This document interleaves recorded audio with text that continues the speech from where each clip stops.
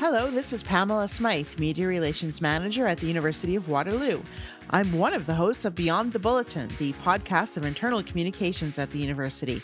We bring you news and views from the U Waterloo community. Please spread the word that we're on SoundCloud.com or wherever you get your podcasts. And now the interview from episode 111 of Beyond the Bulletin. Waterloo has never had a quarterback like Tre Ford. In his final year as a Warrior, he won the Heck Crichton Award as the national MVP of university sports football. He's the first Black quarterback to get it. We spoke right after he learned of his history-making honor. Tre, welcome to the podcast. Hey, thanks for having me. How are you? Oh, I'm so glad you're here. So congratulations on being named the most valuable player in all of university football in Canada. Amazing. Number one in the country. What's your reaction to that news? Yeah, it's just great to be recognized, especially with the class of guys that have already won it. So just to be up there in that class with them now is definitely an honor. It is a little bit upsetting, though, because we did fall a little bit short this year of winning a championship, which was my main goal coming back this year. Yeah. So that sucks a little bit, but it is definitely great to be recognized. Just for those listening, so the Warriors, in fact, were defeated by Western in the OUA quarterfinals. So in addition to this amazing honor, just a couple of weeks ago, you won the MVP in football in all of Ontario University athletics. This is your second time winning the OUA MVP for football. Everything seems to be coming up Tre Ford these days. So you are first in passing yards. I'm going to read a bunch of numbers. Everybody buckle up. You were first in passing yards at 1,465 yards. First in passing touchdowns with 10.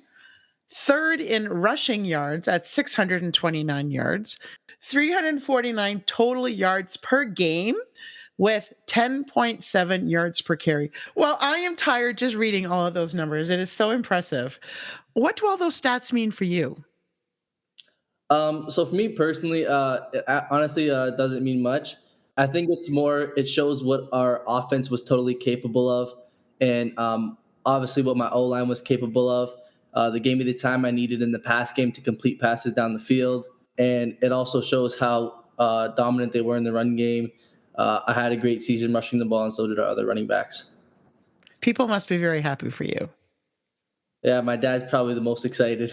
He's a super happy guy. Calls me all the time. Asks if I have any football news. Sometimes calls me twice a day just to get updates and everything. He's calling me. He tells me some of the stats and everything, so he definitely stays on top of it all. Did your dad play? Yeah, he played in high school a little bit. I mean, he tells us stories about how he almost played professional but got injury. But I feel like every dad kind of tells that story, so I don't know how accurate it is. It's the one that got away story. Yeah. Well, I love it. He must be super proud of you and your brother, Tyrell. Yes. He's actually your twin brother, Tyrell. He is a defensive back for the Warriors. You joined the team together, and you are both named 2021 OUA Football All-Stars. Congratulations. Thank you. Why did you want to play for the same team? It's always nice to play with your twin brother. I mean, I have 109 other brothers on the team, but it's definitely nice to have that guy I've always been connected with throughout my whole life, whether I was 5 years old, 15, or getting close to 25. Yeah, it's definitely nice to just always have somebody that knows your past, your background, and everything, and accepts you for who you are. And is there a sibling rivalry there? Yeah, it definitely gets competitive sometimes, especially like we're running track for the University of Waterloo. We love racing each other. We do talk a little bit of trash to each other. So you both run track for the university. So in addition to playing football, you are track. You run track as well. Yeah. I don't know how you do it. I just don't know. We're going to get to that a little later about how you manage your time, because I think I could take some tips from you. So you joined the Waterloo Warriors football program as a first-year student. How have you evolved as a player since then? Yeah, so first year I was definitely I did a lot of running. I was more of a one read then run kind of quarterback, and then throughout my career, obviously, especially during second and third year, I obviously developed as like a full quarterback. I could go through all my reads like 1, 2, and then check down, and I was still dynamic and able to run, which was definitely beneficial, and a lot of teams had to respect that. which was a big reason my 2018 year was so big. And then third and fourth year, they started to drop back into more coverages and respect the pass. And that's why the rushing yards went up a little bit. But it's kind of nice that I can just balance my game out with both of those. What do you mean by respect the pass? So especially after my first year, a lot of teams were thinking like, oh, he's an athlete, he's just gonna run this and that. So they use less guys in coverage, and we really made them pay a lot, which is why I had a really good year that year in the passing game. I can round. I think I had like 2,800 yards passing and I think 27 or 28 touchdown passes. And then kind of after that year, a lot of teams realized I was definitely a quarterback and I could throw the ball. So then they backed up a little bit. So What might be surprising for some people to know is that despite being a star quarterback now, when you were in high school in Niagara Falls and speaking with recruiters from various universities who wanted you, not everybody offered you the quarterback position. Can you explain what happened there? yeah, so a lot of teams were definitely interested in me, but some did want me to switch to receiver or running back kind of position. I think even maybe a little bit of defensive back, which I definitely didn't want to do. I definitely wanted to pursue my career as a quarterback, and Bertoya definitely gave me a shot to do that. I still thank him for that. Yeah, he just really gave me the opportunity and believed in me, and that was one of the big reasons I came to Waterloo. Well, you're, of course, talking about Chris Bertoya, the head coach Yeah. of the Waterloo Warriors football team, who is famous in his own right as well.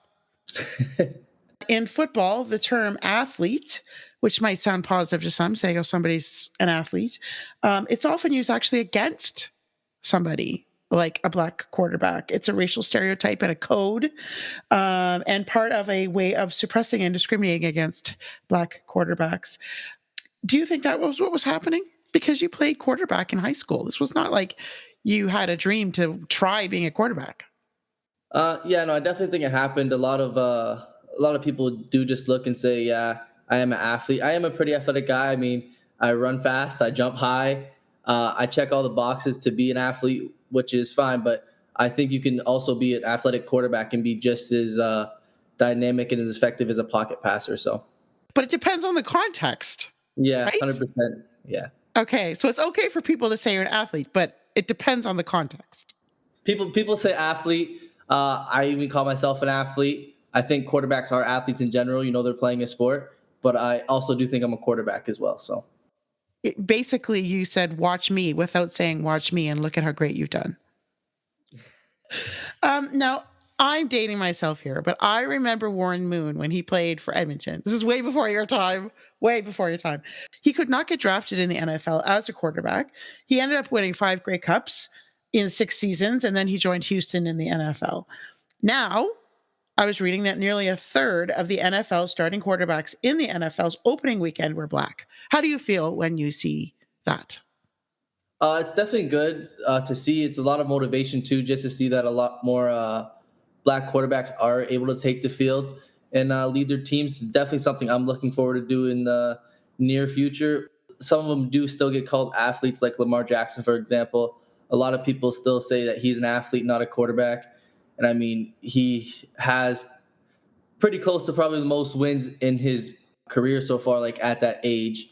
He's been dominating the league, probably in the race for MVP this year, too. He's just a super dynamic quarterback that I feel like a lot of people refer to him as an athlete as well. Now, when they refer to him as an athlete, what do they mean? Pretty much is really fast and agile, and he could probably be more effective as a receiver or a running back. Okay. There also aren't that many Canadian quarterbacks in the CFL. Does that have any effect on your mindset as you think about your career prospects? No, not really. I mean, it does kind of have a title. You know, I do have a title as a Canadian quarterback, which I'm not super worried about. As long as I get a chance and get into a training camp, I think I can show the coaches that I'm not a Canadian quarterback or an American quarterback. I'm just a quarterback in general. So I'm definitely looking forward to that. I know there is a lot of stigma around it, but I'm confident in my abilities. So.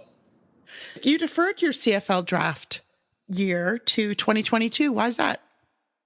COVID kind of slowed down football everywhere for a bit, and the CFL wasn't going to have a national combine.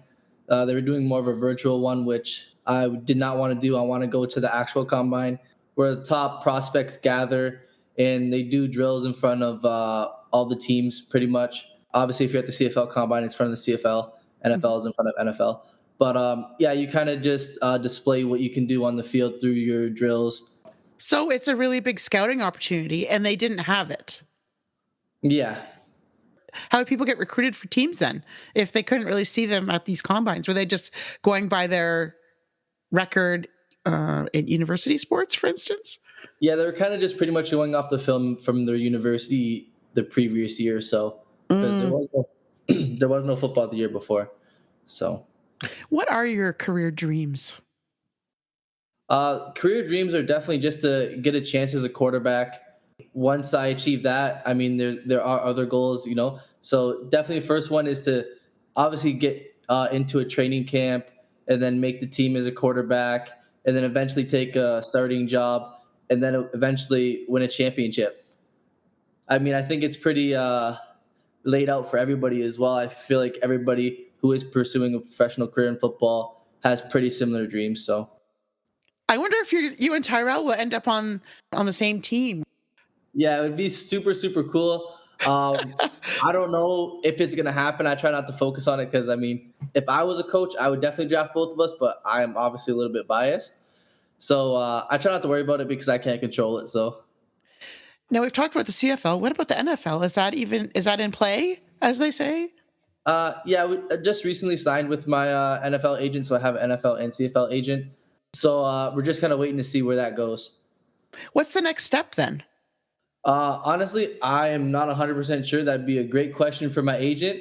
I kind of let him handle all that stuff. He just tells me what he needs, and then he's reaching out to all the teams and everything. So, Talk to my agent. Okay. yeah. It's starting already. Oh, so you're graduating in the spring from recreation sports business. What are you going to miss most about being a student athlete, a student football player? So the thing I'm definitely gonna miss the most is just the guys in general. Having the whole team is like we do events, obviously during training camp, but they also do stuff off the field, whether it's parties or a couple of guys would go out to eat. We just kind of definitely bond as a team. So I'm definitely gonna miss those moments, and even a lot of the guys too upper years help out the first and second year guys, whether if they need help with homework or anything residence kind of thing, kind of all just work as a huge family and it's amazing. Ah, what's your favorite moment as a warrior? My favorite moment would definitely be senior night where I got to walk out with my dad and my fiance against Laurier for our last home game ever. Sad. Wow. Your dad probably would have loved to have walked on the field with you. Oh yeah, when he walked out that senior night, they make like a little tunnel with all the players, and he was dancing and stuff going down the line, and I was like, "Oh man, he's embarrassing me," but he was having a good time. All the players were loving it. Everybody was laughing. It was like, actually a great moment. And he got to do it again with your brother. Yeah, he was like the CEO of that line. It was crazy. No, it was definitely fantastic to see all the fans and the support we had over the last 4/5 years. Yeah, and we also won that game. We had a big explosion kind of in the fourth quarter where we scored like 20 something points in 3 minutes. Yeah, out of the whole team was just vibing. Everybody had good energy, and it was just a great moment to remember. Wow, what the heck happened there? Yeah, we just kind of hit some big plays. Defense stepped up, got us the ball back, and then we hit some other big plays and everything. It was just everything was working that we were calling. So, As mentioned, you also run track for the university, but you also coach the women's football team, yep. and you're a student. How are you managing your time? It's not the easiest thing in the world, but once you kind of just lay it out and you learn how to prioritize certain things, it all kind of works out. I do prioritize school, but it's just behind football. I do put football first personally because that is what I want to do for my career, and then I do want to get into coaching as well after, Hmm. which obviously would be amazing for me. I love the game. I'm pretty sure I'm always gonna love it. But yeah, you just got to really learn how to balance it. Did you always love football? Yeah, I've loved football since I can remember. I started playing when I was 6.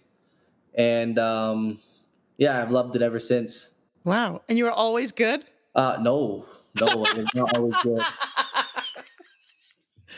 When we started when we were 6, you're actually supposed to be 7 to be in the league. So we started a year early because my dad was a coach, and we were allowed to have 13 guys on the field instead of 12 because me and my brother were not very great.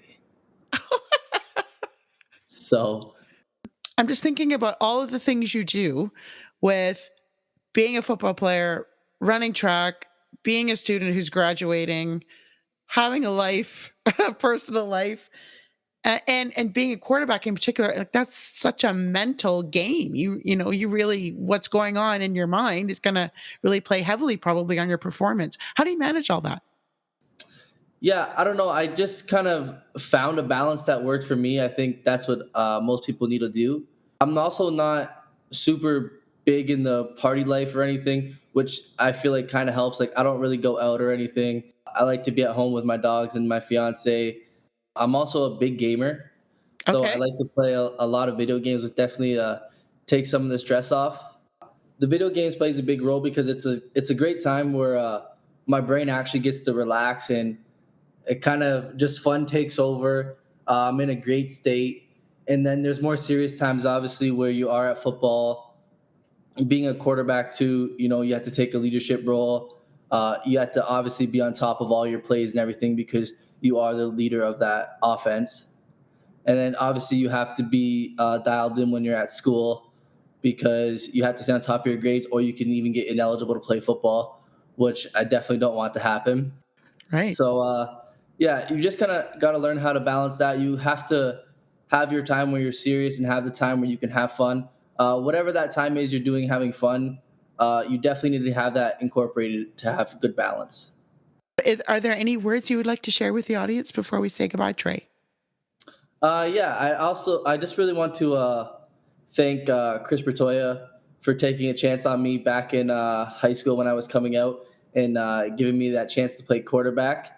Yeah, I hope I helped him as much as he helped me. So Well, I'm sure that Chris Bertoya is also really glad that he took that chance on you, as we all are, because we're all cheering you on, Trey.